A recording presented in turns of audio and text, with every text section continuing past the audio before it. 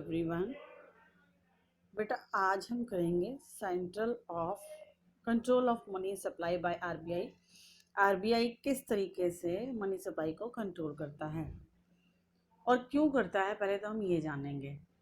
जब मार्केट में money supply या इकोनॉमी में मनी सप्लाई बढ़ जाती है, मनी सर्कुलेशन बढ़ जाता है, तो उसकी वजह से कीमतें महंगी हो जाती हैं, उसे इन्फ्लेशन कहते हैं।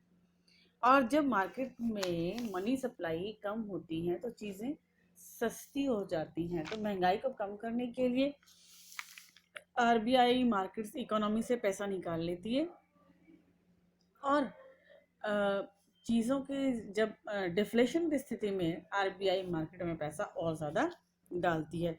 तो अलग अलग तरीके से आरबीआई जो है वो डिफरेंट मेजर्स अडॉप्ट करता है ताकि मनी सप्लाई को कंट्रोल किया जा सके। The central bank adopted various measures to control the supply of money. Central bank various measures को adopt करता है सब मनी ऑफ सप्लाई को कंट्रोल करने के लिए in the economy. These measures related to the credit supply. और ये measures related होते हैं credit supply. These are broadly divided into two parts.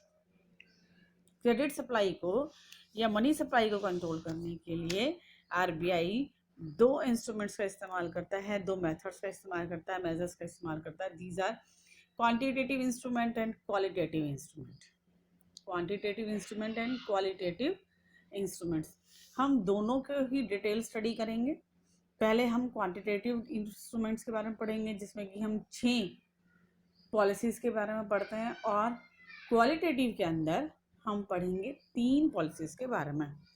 Quantitative instrument, these instrument focus on the overall supply of money. Quantitative instrument पूरी अर्थव्यवस्था की जो भी money supply है उस पर फोकस करता है। ये मेजर डिफरेंस है बेटा। क्वालिटेटिव जो है वो particular section of economy, particular sector जो है उसी के ऊपर, पर्टिकुलर सेक्शन के ऊपर फोकस करता है, और क्वांटिटेटिव इंस्ट्रूमेंट जो है वो होल इकोनॉमी के ऊपर फोकस करता है, यानी कि पूरी अर्थव्यवस्था के लिए इसमें मेजर्स किए जाते हैं, इसमें टूल्स इस्तेमाल होते हैं। These instruments focus on the overall supply of money in the economy. Supply of money decrease to tackle inflation. Inflation को कंट्रोल करने के लिए मनी सप्लाई डिक्रीज कर दी जाती है, और इन्फ्लेशन को कंट्रोल करने के लिए मनी सप्लाई डिक्रीज कर दी जाती है, और डिफ्लेशन को कंट्रोल करने के लिए मनी सप्लाई को बढ़ा दिया जाता है।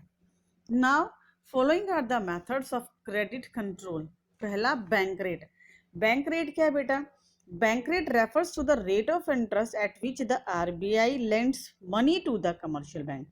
बैंक रेट वो रेट ऑफ इंटरेस्ट है जिसपे कि आरबीआई बैंकों को लोन प्रोवाइड करता है, कमर्शियल बैंक्स को लोन प्रोवाइड करता है। अगर आरबीआई कमर्शियल बैंक को 10% पे इंटरेस्ट पे लोन प्रोवाइड कर रहा है तो कमर्शियल बैंक उस लोन को आगे 12% पे कॉमन पीपल को देंगे ताकि वो क्रेडिट क्रिएशन कर सके। ये 2% जो है उनका क्रेडिट क्रिएशन होगा। सो बैंक रेट क्या है? वो रेट जिस पे कि बैंक कमर्शियल बैंक्स को लोन प्रोवाइड करते हैं उसे हम कहते हैं bank rate.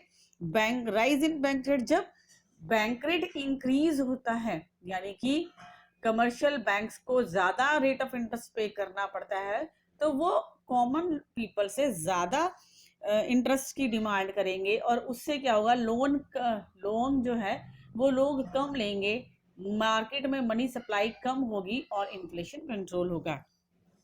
Rise in bank rate means rise in rate of interest, यानी कि रेट ऑफ इंटरेस्ट इंक्रीज होगा। अगर रेट ऑफ इंटरेस्ट इंक्रीज होता है तो rise in cost of capital increase हो जाएगा। कॉस्ट ऑफ कैपिटल का क्या मतलब है बेटा? सपोज कि जिस पूंजी के लिए आपको 10% ब्याज देना पड़ता था, अगर आप उसका 15% ब्याज दे रहे हो तो वो होता है हमारा rise in cost of capital. 1 lakh के ऊपर अगर हम 2,000 रुपये ब्याज दे रहे हैं और रेट ऑफ इंटरेस्ट इंक्रीज हो गया, 3% हो गया, 4% हो गया, तो हमें 1 लाख के ऊपर 4,000 रुपये ब्याज देना पड़ेगा। तो उससे हमें कॉस्ट ऑफ क्रेडिट जो है वो कैपिटल इंक्रीज हो जाएगा। कॉस्ट ऑफ कैपिटल इंक्रीज होने की वजह से डिमांड जो है, मनी की डिमांड वो कम हो जाएगी, लोन की डिमांड कम हो जाएगी, जिसकी वजह से डिमांड कम होने की वजह से मार्केट में मनी सप्लाई कम होगा, और मनी सप्लाई कम होने की वजह के कारण इन्फ्लेशन कंट्रोल हो जाएगा। दूसरा है फॉल इन बैंक रेट। अगर बैंक रेट घट जाता है, यानी कि इंटरेस्ट रेट कम हो जाता है, आरबीआई इंटरेस्ट रेट को कम कर देती है, तो fall in the market rate of interest, तो मार्केट के अंदर जो रेट ऑफ इंटरेस्ट है वो कम हो जाएगा। Fall in cost of capital, cost of capital जो बढ़ गई थी, यानी कि आपको जो ज्यादा इंटरेस्ट पे करना पड़ा था वो कम हो जाएगा। Rise in demand for credit, credit की डिमांड बढ़ जाएगी, पैसे की डिमांड बढ़ जाएगी। और rise in supply, money supply increase हो जाएगा और डिफ्लेशन कंट्रोल हो जाएगा। यानी कि जब रेट ऑफ इंटरेस्ट कम हो जाता है तो मनी की डिमांड बढ़ जाती है और इससे डिफ्लेशन कंट्रोल होता है। और जब बैंक रेट बढ़ जाता है तो मनी सप्लाई कम होती है और इससे इन्फ्लेशन कंट्रोल हो जाता है। Open market operation. अब ओपन मार्केट ऑपरेशन क्या है? Open market operation refers to the sale and purchase of securities in the open market by the RBI. RBI open market में गवर्नमेंट सिक्योरिटीज को sale और purchase करता है, या फिर अपनी जो सिक्योरिटीज हैं उनको सेल और परचेज करता है। For example in the form of national saving certificate और बॉन्ड्स। बॉन्ड्स की फॉर्म में आरबीआई या नेशनल सेविंग सर्टिफिकेट, ये किसान पत्र, किसान बचत योजना, इस तरह से बॉन्ड देता है और वो कुछ पर्टिकुलर टाइम के लिए होते हैं। जब आरबीआई को मार्केट से मनी को कम करना है, मार्केट से मनी को सोखना है, तो वो एनएससी, नेशनल सेविंग स्कीम, इस या सर्टिफिकेट, इस तरह से योजनाएं देता है जिससे ज्यादा लोग जो है वो अपना पैसा सेविंग में लगाएंगे और मार्केट में पैसा कम हो जाएगा। Sale of securities, soak liquidity, sale of securities होने की वजह से, यानी कि जो बॉन्ड्स हैं उनके बिकने की वजह से मार्केट से लिक्विडिटी कम हो जाएगी। लिक्विडिटी कम होने के कारण कैश रिजर्व कमर्शियल बैंक्स के पास कम हो जाएगा, क्योंकि लोग एनएससी को खरीदेंगे। क्यों बॉन्ड को खरीदेंगे? क्योंकि नॉर्मल कमर्शियल बैंक्स उनकी सेविंग के ऊपर जो इंटरेस्ट देते हैं 3% 4%, एनएससी में वो इंटरेस्ट रेट ज्यादा होता है, इसलिए लोग जो हैं इन सेविंग स्कीम्स के अंदर इन्वेस्टमेंट करते हैं। तो कमर्शियल बैंक की बजाय लोग ये एनएससी में एनएससी, नेशनल सेविंग सर्टिफिकेट्स या नेशनल सेविंग स्कीम में इन्वेस्ट करेंगे और उससे इकोनॉमी में पैसा जो है वो कम हो जाएगा।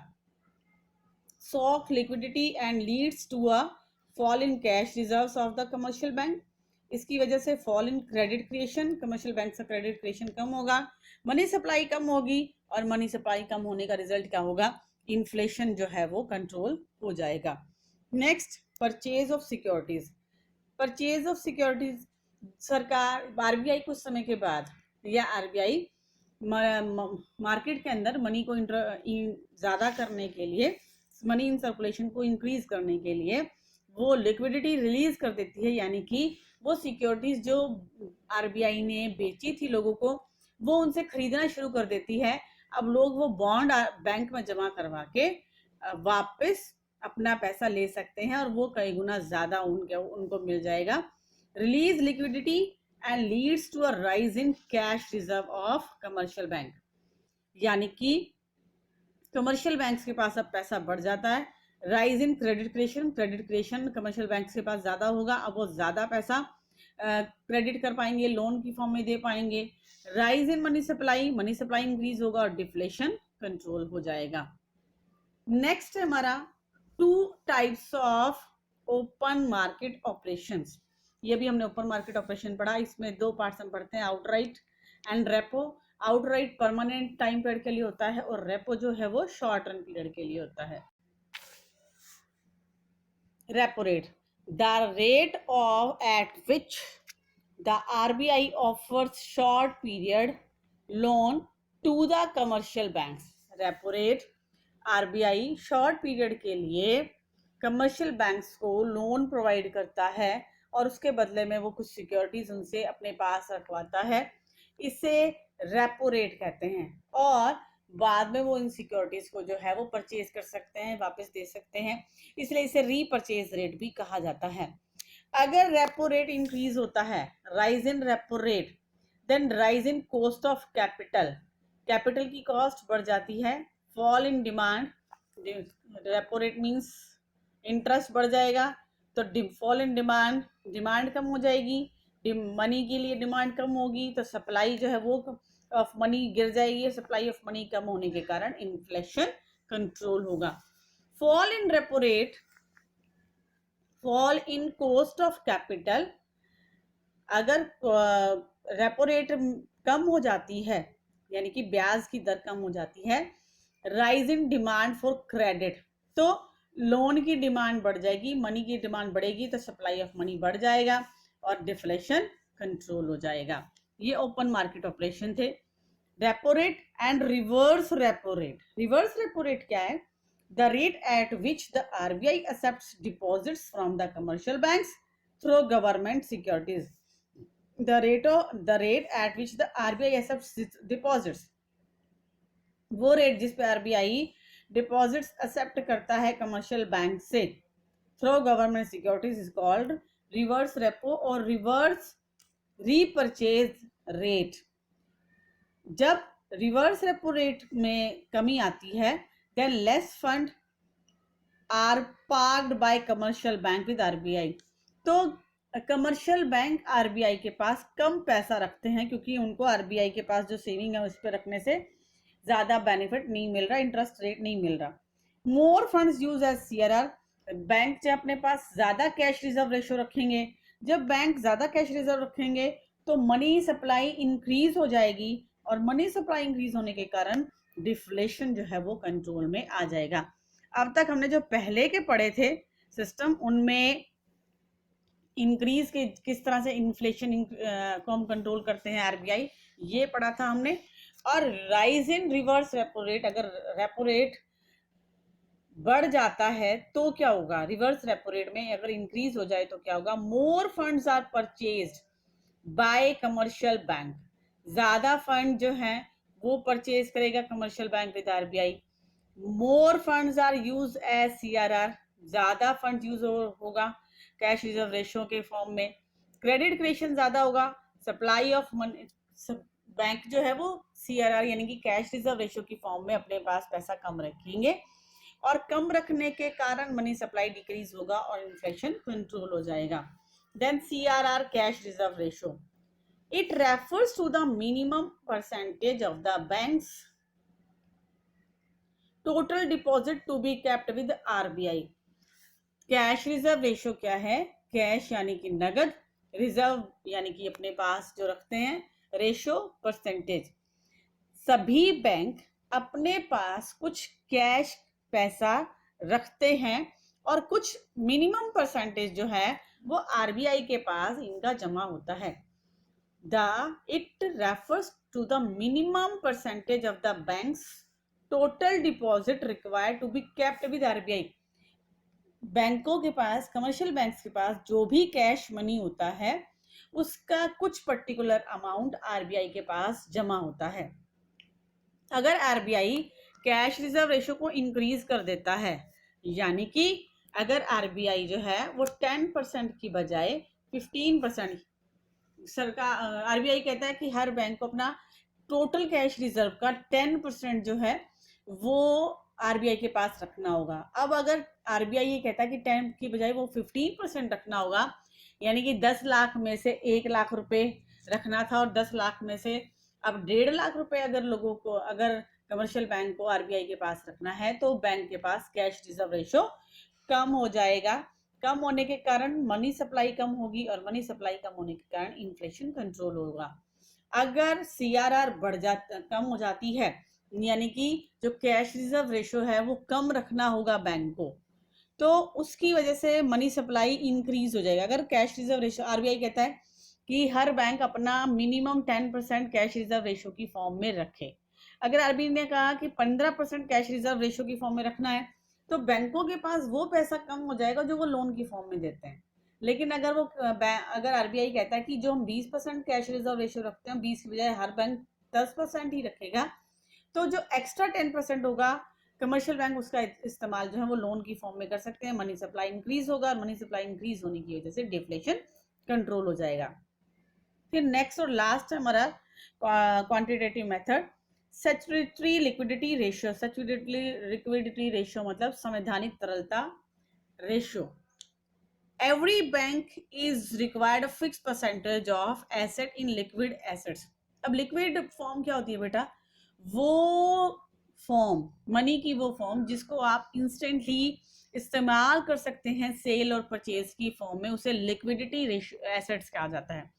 पैसा, करेंसी और नोट जो है वो लिक्विडिटी रेशियो है। गोल्ड लिक्विडिटी रेशियो है, लिक्विडिटी एसेट्स है। ऐसे ही मकान, शेयर, बॉन्ड्स ये भी लिक्विडिटी एसेट्स हैं, लेकिन मकान को बेचने में समय लगता है जबकि गोल्ड को बेचने में समय नहीं लगता। तो आरबीआई हर बैंक को एक पर्टिकुलर परसेंटेज, एक फिक्स परसेंटेज लिक्विडिटी फॉर्म में रखने के लिए कहता है।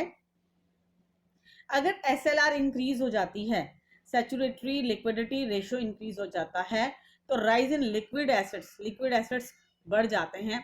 लिक्विड एसेट्स के रूप में बैंक अपने पास रखेगा तो उससे fall in availability of funds for cash reserve ratio. अब बैंक ने ज्यादा पैसा गोल्ड की फॉर्म में रखी, लिक्विडिटी गोल्ड की फॉर्म में रखी, तो कैश रिजर्व रेशियो बैंक के पास कम हो जाएगा। कैश रिजर्व रेशियो कम होगा तो मनी सप्लाई कम होगी, और मनी सप्लाई कम होगी तो इन्फ्लेशन कंट्रोल होगा। ऐसे ही fall in SLR, fall in liquid assets, rise in the availability of funds, और CRR with RBI causes rise in money supply. Money supply increase होगा तो डिफ्लेशन कंट्रोल होगा। अभी हमने क्वांटिटेटिव मेथड के बारे में पढ़ा है, अब हम पढ़ेंगे qualitative instruments of credit control. इसमें बेसिकली हम 3 मेथड्स को पढ़ते हैं। पहला है मार्जिन रिक्वायरमेंट, दूसरा है राशनिंग ऑफ क्रेडिट, और तीसरा है मॉरल सोशन। तो मार्जिन रिक्वायरमेंट क्या है? हम जब बैंक से लोन लेते हैं, उस लोन के बदले हमें बैंक में कुछ कोलेटरल रखने पड़ते हैं, कुछ सिक्योरिटीज रखनी पड़ती हैं। उस सिक्योरिटी के बदले हमें लोन मिलता है। अब एक पर्टिकुलर मार्जिन होता है, यानी कि अगर आपने 2 लाख का प्लॉट गिरवी रखा है, एज ए कोलेटरल रखा है, तो उसके बदले में आपको लाख रुपया ही बैंक से मिलेगा। सपोज कि बैंक कह देता है कि 2 लाख के प्लॉट के बदले आपको 1.5 लाख रुपए मिल सकते हैं, तो आप बैंक से लोन लेने का प्रयास करेंगे। लेकिन अगर